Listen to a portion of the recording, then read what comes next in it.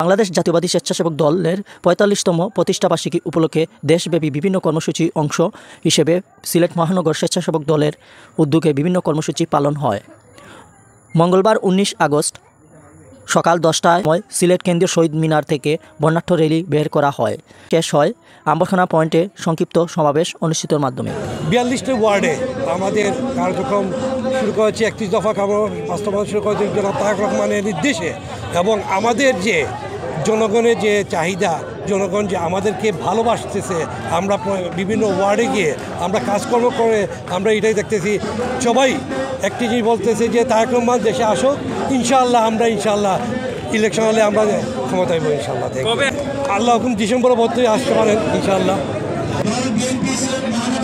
এটাই ছিল জিয়াউর রহমান সাহেবের রাজনীতি। ৬৮,০০০ গ্রাম বাঁচলে, শহর বাঁচলে, এবং খাল খনন কর্মসূচি উনি প্রথম করেছিলেন।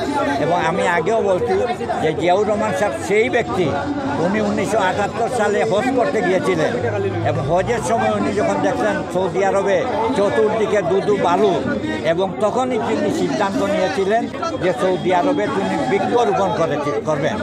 পরবর্তীতে উনি আসার সময় সৌদি থেকে মাটি নিয়ে আসছিলেন এবং আমাদের দেশের তৎকালীন আমলের বিশিষ্ট কৃষিবিদ আসাদুল্লাহকে দিয়ে উনি দেখলেন যে সৌদি আরবে শুধুমাত্র নিম গাছ উৎপাদন করা যাবে, এবং জিয়াউর রহমান সাহেব ১ কোটি চারা সৌদি আরবে বাংলাদেশ থেকে লুট পাঠিয়ে ওগুলা রোপণ করিয়েছিলেন। যার এটা আমি মনে করি যে এই নির্বাচনকে একটি প্রস্তাবিত করার জন্য কোনো ধরনের ষড়যন্ত্র আছে কিনা সেটাও খতিয়ে দেখার বিষয়।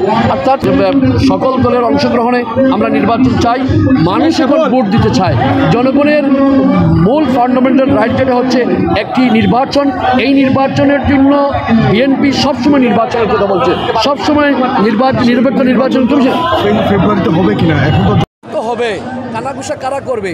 যারা জনগণকে ভয় পায়, যারা জনগণের কাছে যাদের গ্রহণযোগ্যতা নেই, তারাই তো কানাঘুষা করবে, এর বাইরে কেউ করবে না।